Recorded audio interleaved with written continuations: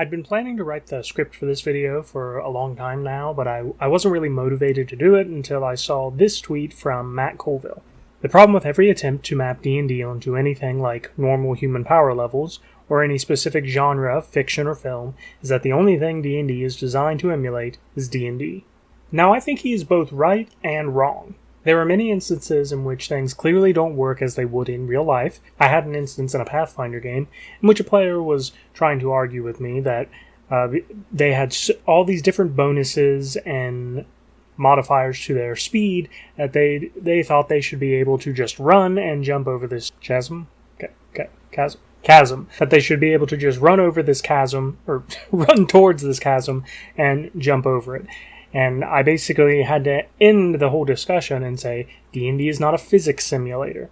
The powers that you have are very specific, and they do not mention increasing your jumping distance, because that is not what they're meant to do. There's an old article written on the Alexandrian back in 2007, I believe, called D&D Calibrating Your Expectations. And though it's written with 3rd edition in mind at the time, ever since I read it, I've actually kept it in mind for just about any game that I've ran and any system that I've used.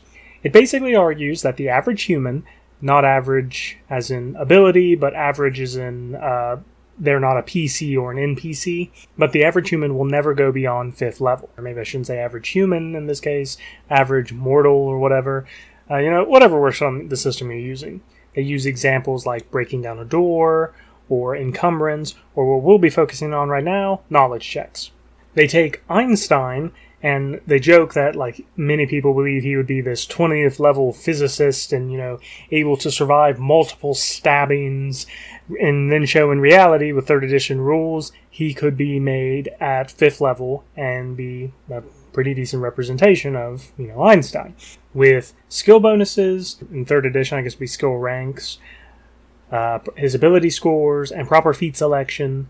By 5th level, see I have it written right here, he would be able to casually answer difficult physics questions, a dice check 25 knowledge check. He would know the absolute hardest answers, dice check 30, about 75% of the time, and with bonuses from proper equipment, aid another from lab assistance, and proper scientific journals, he would be making breakthroughs, dice check 40, and all of this he would be capable as a level 5 expert. For anyone who's only familiar with 5th edition, expert was just a weaker class you used to build NPCs. Now, Pathfinder had an unofficial subset of rules called E6, in which you play the game normally and level up just fine until you reached level 6.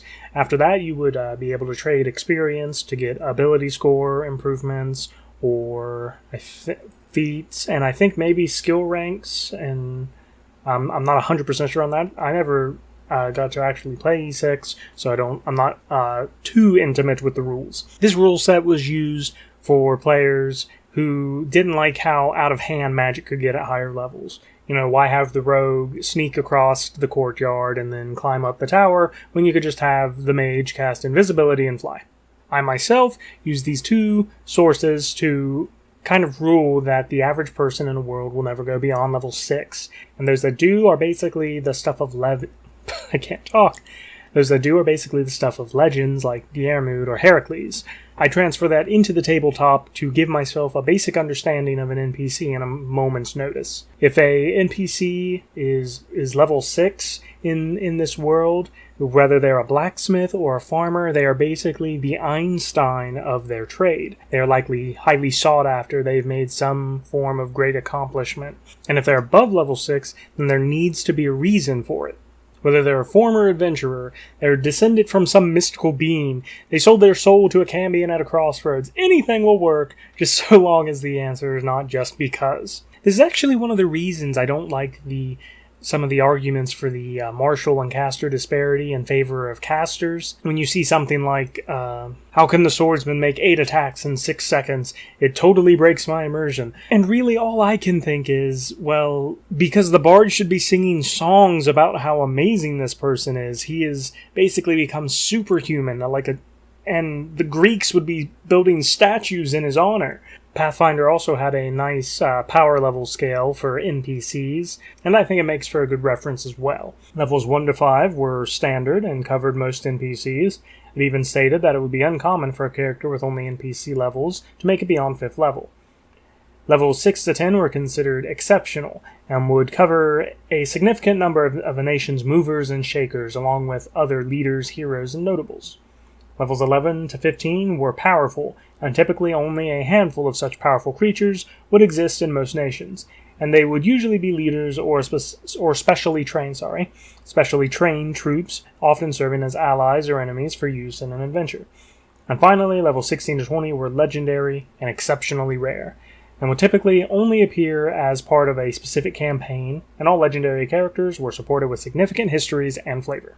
These rules, I think, can still somewhat apply in 5th edition, even though they're more codified, and I think 5th edition benefits from more abstract thinking.